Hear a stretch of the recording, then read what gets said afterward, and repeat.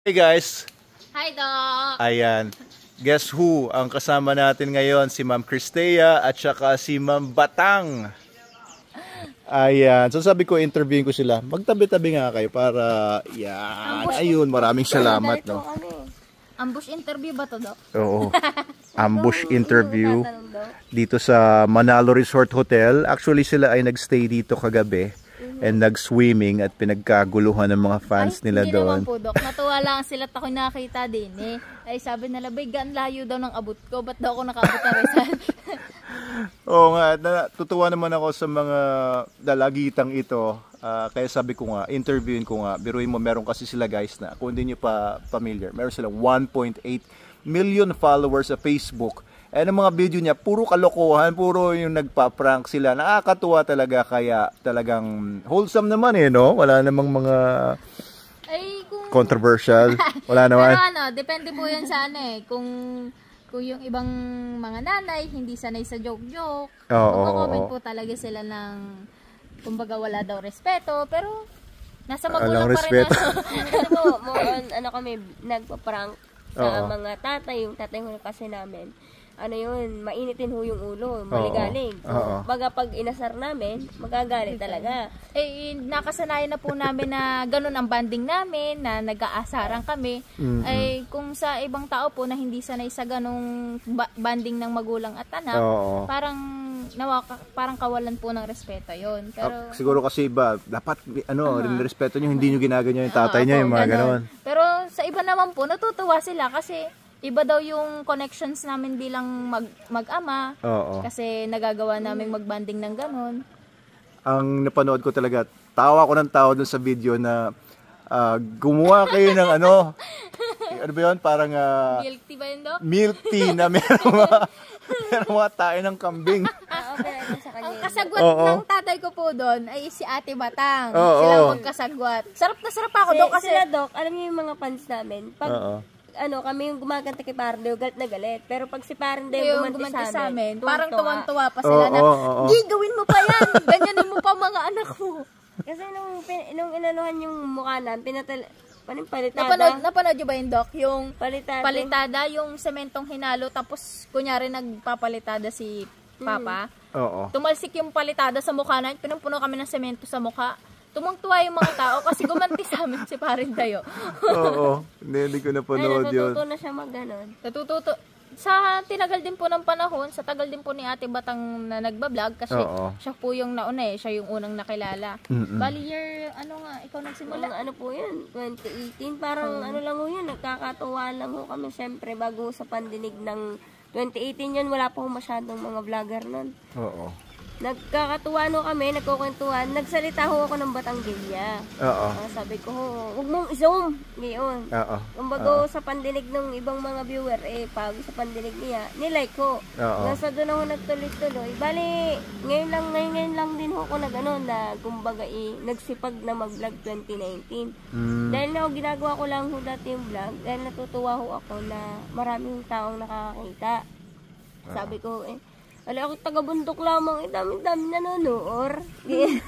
Ayun, si Ate Batang po yung unang nag-vlog talaga sa amin. Nung una ho, ako'y wala talagang interest. Ako'y mahiyain. Hanggang sa nung na-push po ako na mag-vlog na rin, tandem na ho kami ng paprank sa tatay, sa inay. Puro kalokohan na ho ang ginagawa. Hanggang sa, syempre ho, siya yung unang vlogger sa amin.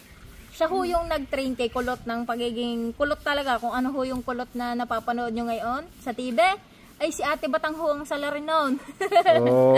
Maliit pa ho si Kulot. Ganito. As in, baby pa po. Siguro ganito po nagsimula yun eh. Lumapit po sa akin, nag-vlog ako. Sabi na, Ate Batang, isama mo ko sa vlog mo. Hanggang sa akin po, maliit pa lang, nag-vlog na siya. Nakakitaan ko na magaling magsalita, madaldal. Hanggang sa kinagat na din po ng mga viewers. Tapos, nagbibigyan po sila ng big project din sa ABS. Kumbaga malaking opportunity din ho na si Kulot ay nasa TV na ngayon at yung kumbaga ho yung mga Batanggenyo at Batanggenya na dati ay parang ikinakahiya ang punto ay ngayon ay nagiging parang ikinaka-proud na rin ho. Oo nga. Kasi parang sabi ho, pagka ang punto mo yung Batanggenya, siya, ikaw ay probinsyana, ay bigyan na yung punto. Tapos parang mahihiya ka na bakit ganun nga ang punto. Pero ngayon ho, pagka Batanggenya ang narinig mo, ay, Batanggenya ka, nakakatuwa ang iyong salita. Ganun. I think may ginagawa kayong maganda para sa mga may punto. I mean, yung ganong klaseng Kasi yung iba, they look down on people na merong punto. Pero dito sa Rizal, for example, na merong mga punto rin yung mga tao dito. For example, yung misis ko, tiga Talim Island, meron silang hane, yung mga... kumbaga po yung mga punto ngayon, hindi na binibigdel ng tao. Kumbaga po ay, pag may punto ka, natutuwa na sila. Oo. Actually nga yung yung mga nagsasalita rin ng English, may mga punto din naman sila kung nasa Australia or nasa Britain ka, nasa America ka, iba-iba rin naman mga punto nila. Ano lang yan, parang marketing din naman yan kung sinong may pinakamagandang punto. Di ba, minarket lang naman ng mga French na maganda yung accent nila at romantic daw.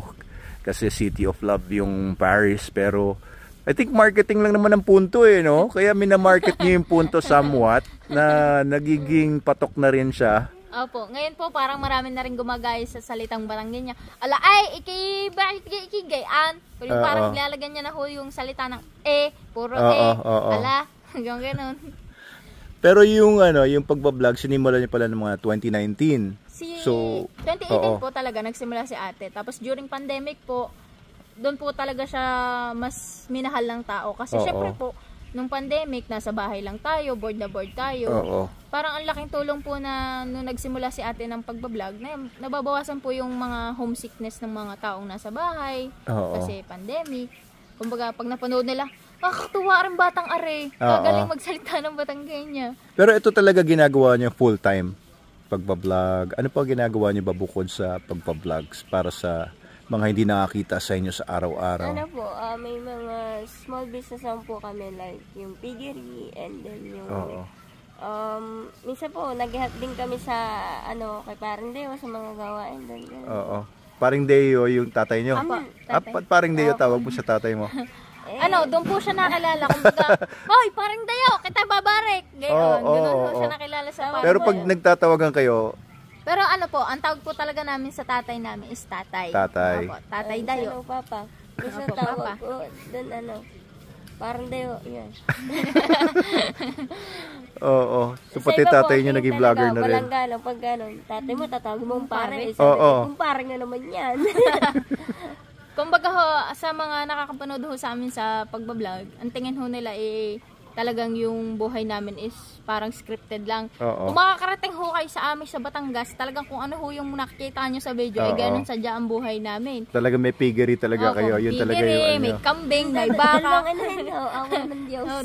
Dalawang pa lang naman po. Dalawang inahin pa lang. Hindi naman ho yung talagang piggery malaki.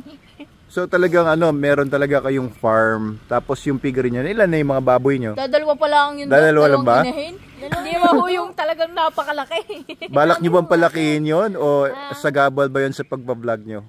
Parang Doc, gagawin na rin namin siyang business kasi yun ho ang kagustuhan ng tatay Kumbaga ho, gusto niya rin na magkaroon ng sarili niyang alaga. Yung pagmamalaki niyang, may alaga ho siyang kahit na dalawang inahin. Pero anong nakikita niyo sa pagbablog ninyo? Gagawin niyo ba ito habang buhay? Or parang meron kayong naisip na endpoint or endgame? As long as Doc na may nanonood sa amin at may napapasaya kami, tutuloy po namin yung ginagawa namin. Kasi yun naman po yung parang pinakaunang dahilan kung bakit kami nandito sa sitwasyon namin ngayon Yung mga taong napapasaya namin. Pero kumikita kayo dyan sa pagpa-vlog? Kumikita po. Magkano kinikita nyo dyan? Ngayon, Doc, depende na Kasi sa maraming vlogger ngayon. Sabi ko sa inyo, Doc, pagka marami kang kompetensya. Para sa marketplace, kung ano yung magandang product mo, yun yung kakagatin nila. Kumbaga sa pagpa-prank. Iba-iba dapat yung iaano mo sa kanila yung simpla ng Pero idea, bigyan niyo sila ng idea yung mga nanonood kung kano ba kinikita nitong mga dalagitang ito at ang laki na ng following, sikat na. Kung ang followers ko ay 1.8 million, hindi ho sa followers na base yun kung sa views ho. Sa views. Ads. Kung gaano ho kaganda yung ads na nakalagay sa video mo. Pagka ho ang views mo yung nasa 25 million, hindi ho yung 25 million, gano'n Oo, kasi maraming mga nag-iisip ng gano'n. Laki na kinikita siguro nito. Mayaman na siguro itong mga to, ganyan. Pati ako, sinasabi nila, kaya daw ang dami ko daw pera ay dahil daw sa pagbablog. Hindi daw. Kaya nga naman nakakatawa lang. Kapag 25 million ang, halimbawa, 25 million ang views mo, 25 million din ang kita mo, hindi pa. Oo. Siguro mag-range po siya ng mga 50 to 80,000. Yun, ganun lang yun do. Ganun ang kinikita nyo Pero every po, month. dapat yung mga vlog mo, if ever, ito lang yung ma-advise ko sa mga gusto talaga mag-vlog. Pag nagbaba yung views nyo, huwag kayo mahinaan ng loob. Oo. Kasi po, dumaan po ako sa ganun eh. Di ba po, million ako, sanay ako million. Kumbaga po, parang nahinaan ako ng loob nun. Pero nung continuous ko pa rin pong ginagawa, merong isang video po doon na, kumbaga, papatok sa market. Ganun. Oh, tapos once na, di ba po, bumaba yung views mo, tapos may isa kang video na in-upload na tumaas. Yung tumaas na video mo ng views, mahahatak nun yung mga video mo na mababa ang views. Kumbaga, kailangan consistent ka lang sa pagpapasaya ng tao, huwag kang panghihinaan ng loob, at huwag mo ititigil yung ginagawa mo. Kasi, the more na mas eager ka sa pag-upload, pagpo-post, mas lalong dadami yung views mo, mas maraming magmamahal sa'yo, ganun. Oo, kasi iba, gustong magsimula maging vlogger, ganyan, tapos mag-upload ng isang video, tapos walang nanonood. Oo. So, kung nag-start po talaga, hindi po talaga maano ka sa agad na stream ads, ma-accept ka agad nila. Hindi po ganun basta siya. Oo, tapos nag-give up ka agad yung iba. Opo, kasi parang bago ka dun ma-open yung stream ads mo, kumbaga yung payout mo, kailangan mayroon kang target na followers. Target na followers, target na siguro 10 video yung uploaded na trending, yung maganda ang engagement. Doon, mas madali ka pong Tsaka po, monetize. kailangan natin maging careful sa mga ina-upload natin kasi masyado na po ngayong strict si Meta. Oo. Madami na po, kahit yung mga anak natin na naglalaro mag-isa, na i-release natin, hindi po nila inaalaw yun, lalo na kung walang na-detect nila dangerous yung kumbaga sa playground, gano'n, sa swimming pool, gano'n po. Pag nagsiswimming mag-isa yung anak mo, tapos walang lifeguard, madedetect niya na. Opo, kasi system pa yun. Robot yung nag-aano.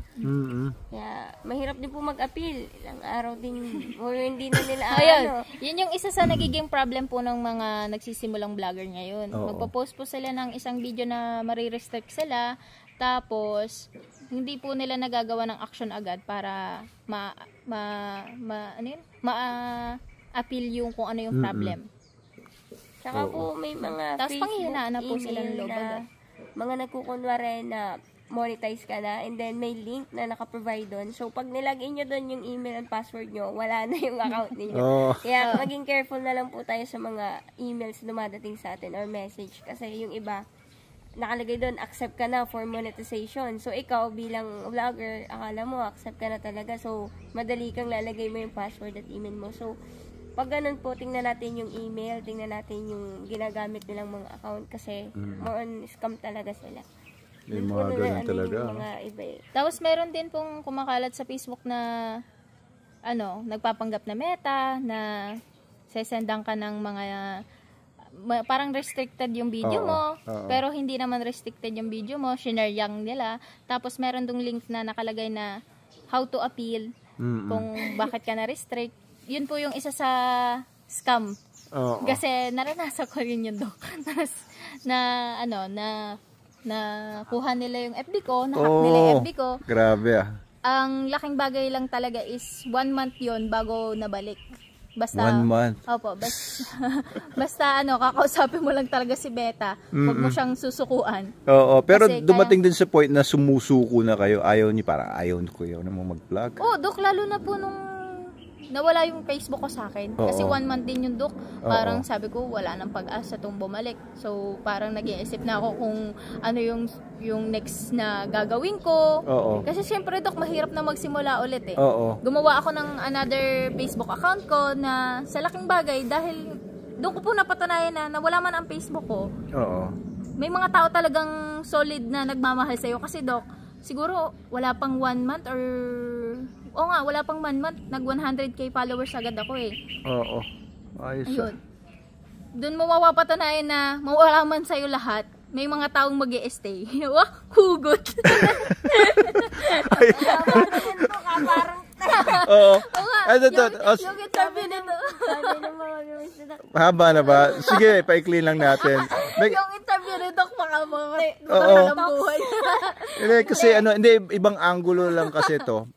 Kasi yun nga, nakakatuwa nga, very successful kayo doon sa ginagawa ninyo sa pagpa-vlog, sa Facebook. Ito, gusto ko lang paano nyo ginagawa yung proseso? Paano kayo nag-iisip ng, ito, iba-vlog natin to, ito, ipa-prank natin, ganito. Pero minsan po, nakadepende talaga yun sa mood ng artist eh. Oo. Lalo na tatay namin, maligalig po yun. Oo. Kailangan nakabase kami sa kung ano yung mood niya, Doc. Oo. Kasi pag wala po siya sa mood, talaga hindi po kami makakapag-vlog. Naligalig po kasi yung tatay namin. So, tina-timing nyo rin sa Opo. mga mood ninyo. Hindi kayo basta-basta nagba-vlog na lang. Lalo na po pag, ayun si Kulot, pag ano po siya, hindi po siya gusto niya maglaro. Alam po namin siyang maglaro. Oo. Kasi minsan po, di ba, pag medyo nadidrain ka na, hindi mo na din alam kung paano magsasalita sa camera, gano'n. Oo. So, pag hindi po talaga yung isa, kumbaga, okay, hindi po talaga, kumbaga, magagawa ng ayos yung vlog. Hindi po pipilitin, kumbaga. Everyday ba kayo nagba-vlog? Hindi po, Doc. Minsan nga po, 1 week, wala kaming posting eh. Oo. So, paano nyo paano kayo nagde-decide na ngayon tayo magba-vlog? Parang ano, Doc, kumbaga kung kailan lang kami okay, kung kailan kami masaya, kung kailan namin feel na gawin tong isang bagay. Oo. Tapos nagkakasundo kami sa mood namin. Oo. Doon po kami magbablog. Pag hindi nyo feel, hindi kayo magba-vlog. Opo. Para po walang pressure. Tama. Pero kapag ka, Doc, marami kang bayarin, kailangan mo mag-vlog talaga. Talaga? Tinatamad ka, kilos ka. Kasi Ayaw, kung wala, may bayarin tayo, hindi pwedeng ganito tayo. Tamad. Hindi po rason Yun ang motivation, Doc. Hindi kasi rason yun, Doc, yung tamad ka, tinatamad Opo. ka. Kasi, Doc, ang pagbablog kasi hindi lang siya basta mag-shoot ka lang. Oo. kailangan, Ano talaga yung pag-iisipin mo kung ano yung magiging outcome nito eh. Oo. Halimbawa, sa mga prank videos. Kasi more ang gusto po ng mga viewers namin, yung tatay namin nagagalit. So, pag gusto kulang mo yung, talaga eto ha, pag kulang yung acting ng tatay namin nun, magalit ka nga kasi! Oo. ayun, magagalit ho siya. Oh, Kaya ganun po. minsan, pagka wala din ho siya sa mood, tinutuloy namin ang pagbablog namin kasi galit siya eh. Wala. Kumbaga po sa isang teleserye, may script. Kumbaga po sa amin, may scripted din minsan. Oo. Kasi minsan talaga pag tinatamad ka, yung kulang yung ano mo, yung kumbaga pagsalita mo, yung reaction mo. Kaya minsan tinutulak namin siya na ganito, ganyan. Magalit ka nga. Oo, gano'n po. Nakakais itong mga batang ito. Lagi nyo na lang ako pinagdidiskitahan. Ngayon. Pero ano yung pinakagusto nyo sa ginagawa nyo sa pagbablog? Is it fame? Is it income? Is it yung creativity? Anong motivation nyo? Bakit nyo ginagawa yung pagbablog? Ano po, Doc, masaya lang kami sa ginagawa namin. Tapos parang yun yung isa sa bagay na nakakatulong sa amin para magkaroon kami ng connection sa magulang namin. Parang yun na yung isa sa bagay na nakakapag-banding kami. So parang libangan nyo lang yan? Parang ganun nga, Doc. Kasi, Doc, pagka ginawa mong trabaho ang isang bagay, parang doon ka madedrain. Yun, tama nga, no? Pag masaya ka sa ginagawa mo, hindi ka mapapagod. Di ba, Doc? Ikaw, masaya ka sa bahay. Alam nyo, kaya gusto ko sila mag-interview. Gusto ko makita kasi yung thought process nila. Kasi kilala ko lang sila bilang mga vlogger, napapanood ko sila sa mga vlogs nila. Pero this is something new, no? Na-interview na ba kayo na ganito? Ambush interview nga to, Doc, eh. Kayo lang nag-interview sa amin ng ganito. So, hindi nyo pa na-reveal yung mga ganyan sa ibang Hindi pa, Doc. Di ba? Kasi, pa lang. alam nyo, hindi ko naman in-expect na dadami ang views nito. Kasi, syempre, yung mga tao gusto nila yung entertainment, yung mapaprank sila. Pero ako kasi yung mga videos ko, it's more of documentation, more of yung may gustong matutunan yung tao specifically doon sa topic na pinipresent ko. Either rabies man yan, either tungkol sa dog food. Ito naman, at least nandito sila Ma'am Cristea at saka si Ma'am Batang. Diba, may matutunan tayo, di ba? Opo. Sa particular na ginagawa nila yung Kaya kung gusto pagbablog. nyo kung pasukan ng pagbablog, go lang kung kayo, kung kayo masaya doon. Ano nga? Yun, dapat masaya ka lang, no? Opo, masaya Pag hindi ka ka masaya, iba na lang gawin mo. Totoo yun. Meron nga po ng mga nagbablog ngayon, lahat ginagawa talaga. Oo. Tumbling dito, tumbling doon. Kaya nga, di ba? Tapos minsan, ibang klase na yung mga ginagawa nila na nakakasakit na sila or parang offensive na yung ginagawa nila. Parang hindi na talaga Opo, tama. minsan kasi may magagalit talaga pag hindi nyo po nasabihan na ganito yung, kumbaga po parang biglaan. Oo. Meron po kasing hindi kaya i-take yung prank. Opo. Kaya Mahirap po mag-public prank kasi may mga tao talagang hindi natin masasabi kung ano yung ugali niya. Oo, Minsan pipikuan. offend sila. Opo, kaya Kailangan po kasi natin irespeto kung ano yung bawat damdamin or reaction ng isang tao. Kaya Kasi po kami yung nanay at tatay namin, pinarak namin. alam na po namin yung alam na po namin yung ugali Kaya nila. kayo lang talaga. Opo, kumbaga, kung maprank man namin sila at magalit sila, hindi po tatanggal yung galit nila ng isang araw. Gaganti lang po yun. Wala na yung Parang prank. katuwaan na lang din po. Ganun lang. Oo, haba ng vlog natin. Pero nakakatuwa kasama natin tong dalawang magagandang dalagang ito dito sa Manalo Resort. Actually, nandito sila dahil mag-graduate si Turon, yung golden retriever nila sa Manalo K9 Basic Obedience. Kaya dito na rin sila nagstay kagabi, nag-swimming sila dito sa Manalo Resort Hotel, nag-coffee sila sa Manalo Cafe. Kaya, ayan, relaxing. Sa mga taga Rineho sa Rizal, lalong-lalong na ho din malapit sa Manalo Resort, pagka naghahanap po kayo ng liguan at kayo init na, pwede ho kayong tumalon doon sa swimming pool pagkakalaki. Perfect po siya sa mga kids at saka po sa mga adult kasi malaki po yung pool nila, may pambata at saka pang matanda. Kahit lumublob kayo hanggang gabi, alas 4 daw ng umaga. Opo, bukas pa. Tapos may lifeguard sila. Tapos pagka nagugutom naman ho kayo, meron silang dito, Manalo Cafe, pwede ho kayo magkape at kumain. Masarap ho ang pagkain nila, hindi ho biro. Diba, Doc? Oo. Diba? Sobrang sarap. So ito kasi sila Ma'am Batang at saka si Ma'am Cristea. Mga brand ambassadors po namin sila sa Manalo K9. So yung dogs nila, ang ginagamit ay Super Dog Nutrition, yung SDN natin. No, ginagamit nyo rin yung Super Dog Soap. Ano pa ba mga ginagamit din? Super Dog Soap, Super Dog Shampoo, tapos SCN, Super Cat. Kumusta naman yung paggamit nyo talaga? Honest to goodness na yung pagdating sa quality? Sa Dog, sa Super Dog Soap, at saka nakakatulong talaga yung Super Dog Soap sa mga aso ko, lalo na dun sa may kati-kati yung galis sa aso. Nakakawala po siya ng kati-kati talaga. Oo. Kasi na-experience ko po yun nung ang aso ko po ay nagkaroon ng mga skin allergies. Nililiguan ko po siya gamit yung Super Dog Soap na parang kulay red. Basta yun. Yun, nakatulong siya para mabawasan yung pangangati niya, Dok. Tapos, bumabalik yung balahibo niya. Ayun. Yung sa dog food, sa SDN. Ay, Doc, yun ang kinatuwa ko. Kasi, di ba, pinatrain ko sa inyo si Toron. Sabi ni Sir Fai, dapat daw yung trainer ni Toron, dapat daw si Toron po ay magkakaroon ng homesickness kasi malayo sa sa parent niya, sa akin. Ay, Doc, food motivated eh. SDN ang pinapakain. Sabi ko, dapat mamamayat yan, Sir Pai. Bakit parang lalong lumaki? Kasi daw. Lumapad pa. Opo. Kasi daw, habang tinitrain, kailangan may suhol na SDN. Yun ang treats niya, yun ang reward niya. Ang kinatawa ko do, kasi syempre, expected ko. Syempre, malayo po sa akin, malulungkot siya, mamamayat siya ng konti. Kasi sabi niya nga po, mamamayat ang aso kapag malayo sa poor parent. Pagkakita ko po doon sa aso ko, lalo pa ako natuwa eh. Kasi parang mas lalo siyang lumaki dahil sa SDN.